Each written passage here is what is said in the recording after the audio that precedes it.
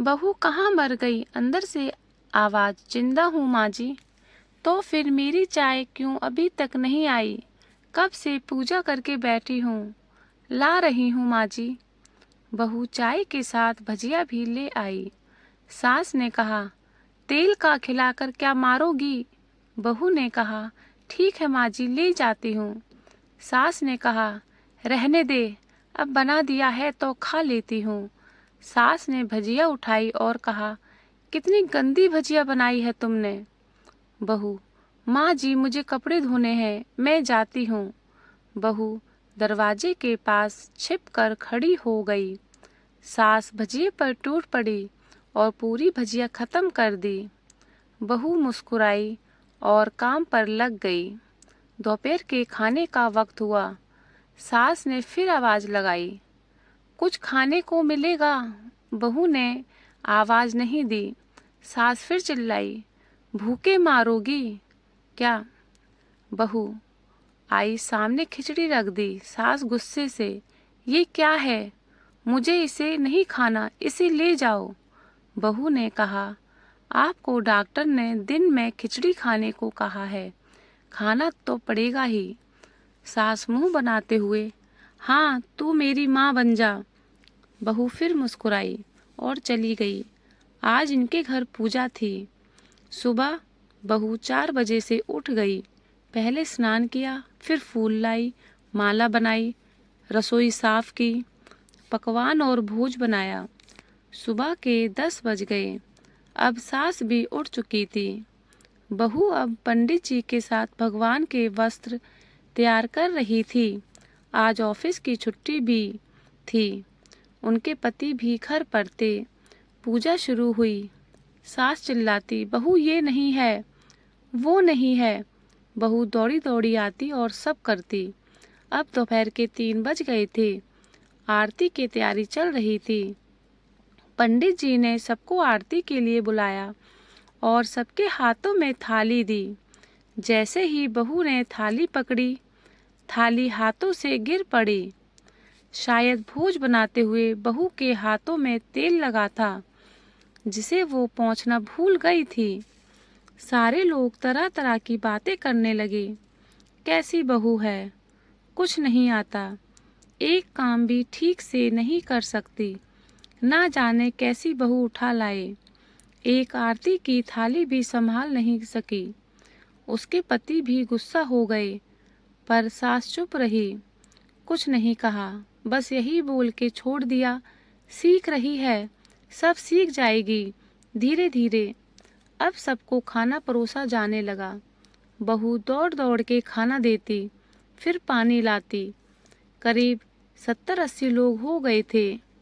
इधर 2 नौकर और बहू अकेली। फिर भी वहाँ सारा काम बहुत ही अच्छे तरीके से करती। अब उसकी सास और कुछ आस पड़ोस के लोग खाने पर बैठे। बहू ने खाना परोसना शुरू किया। सबको खाना दे दिया गया। जैसे ही पहला निवाला सास ने खाया, तुमने नमक ठीक नहीं डाला क्या? एक काम ठीक से नहीं करती, पता नहीं मेरे बात कैसे ये घर संभालोगी। आस पड़ोस के लोगों को तो जानते ही हो ना साहब, वो बस बहाना ढूंढते हैं नुक्स निकालने का। फिर वो सब शुरू हो गए, ऐसा खाना है, ऐसी बहू है, ये वो वगैरह वगैरह। दिन का खाना हो चुका था। अब बहू बर्तन साफ करने नौकरों के साथ लग गई। रात में जगराता का कार्यक्रम रखा गया था। बहू ने भी 1-2 गीत गाने के लिए स्टेज पर चढ़ी। सास जोर से चिल्लाई, मेरी नाक मत कटा देना, गाना नहीं आता तो मत गा, वापस आ जा। बहू मुस्कुराई और गाने लगी।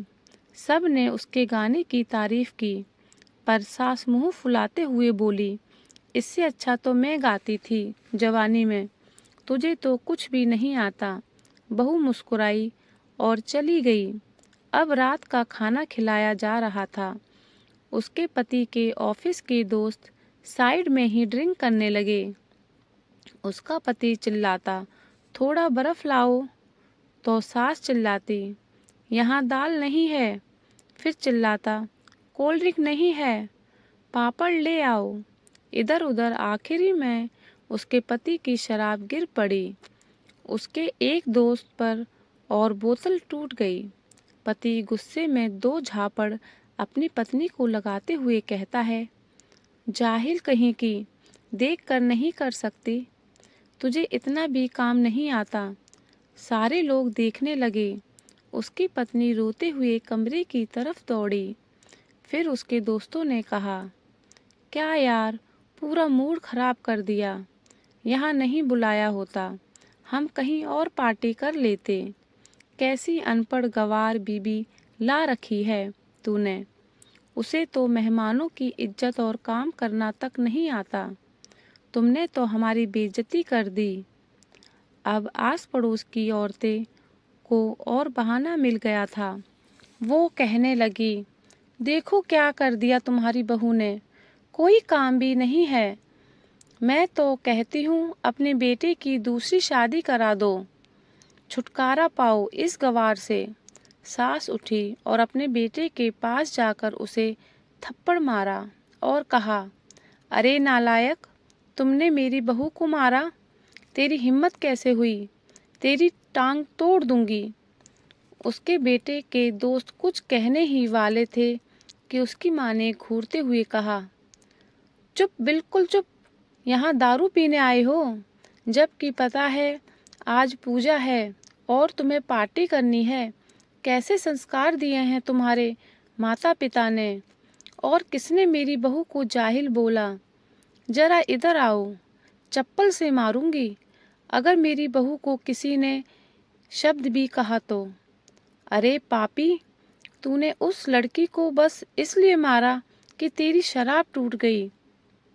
पापी, वो बच्ची सुबह 4 बजे से उठी है, घर का सारा काम कर रही है, ना सुबह से नाश्ता किया है, ना दिन का खाना खाया, फिर भी हंसते हुए, सबकी बातें सुनते हुए, ताने सुनते हुए घर के काम में लगी रही। तेरे यार दोस्तों को वो अच्छी नहीं लगी, जूते से मारूंगी तेरे दोस्तों को जो कभी उन्होंने ऐसा कहा। उसके यार दोस्त चुपके से खिसक लिए। अब सास बहू के कमरे में गई और बहू का हाथ पकड़कर बाहर लाई। सबके सामने कहने लगी, किसने कहा था अपनी बहू को घर से निकाल के दूसरी बहू ले आना। जरा सामने आओ। कोई सामने नहीं आया। फिर सास ने कहा, तुम जानते भी क्या हो इस लड़की के बारे में। ये मेरी माँ भी है, बेटी भी। माँ इसलिए मुझे गलत काम करने पर डांटती है और बेटी इसलिए कभी कभी मेरी दिल की भावनाएं समझ जाती है। मेरी दिन रात सेवा करती है, मेरे 1000 ताने सुनती है, पर एक शब्द भी गलत नहीं कहती, ना सामने ना पीठ पीछे। और तुम कहते हो दूसरी बहू ले आऊं। याद है ना छुटकी की दादी, अपनी बहू की करतूत। सास ने गुस्से से पड़ोस की महिला को कहा, अभी पिछले हफ्ते ही तुम्हें मियाँ बीबी भूखे छोड़ घूमने चले गए थे। मेरी इसी बहू ने 7 दिनों तक तुम्हारे घर पर खाना पानी, यहाँ तक कि तुम्हारे पैर दबाने जाती थी, और तुम इसे जाहिल बोलती हो। जाहिल तो तुम सब हो जो कोयले और हीरे में फर्क नहीं जानते। अगर आइंदा मेरी बहू के बारे में किसी ने एक लफ्ज़ भी बोला तो मुझसे बुरा कोई नहीं होगा, क्योंकि ये मेरी बहू नहीं, मेरी बेटी है। बहू सिसकियां लेते हुए फिर कमरे में चली गई। सास ने एक प्लेट उठाई और भोजन परोसा। बहू के कमरे में खुद ले गई।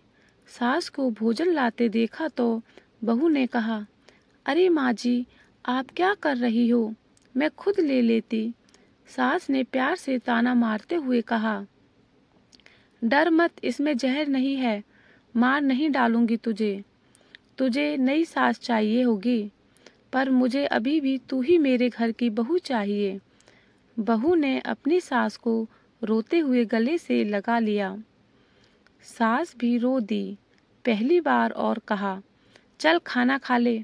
फिर मजाक करते हुए कहा, फिर मेरे पैर दबाने चले आना, और ये ख्याल मन में मत लाना कि सास पैर बोलती है, कहीं किसी दिन मैं इसका गला दबा दूंगी, क्योंकि कभी भी मैं यही सोचती थी। दोनों खूब हंसने लगती हैं।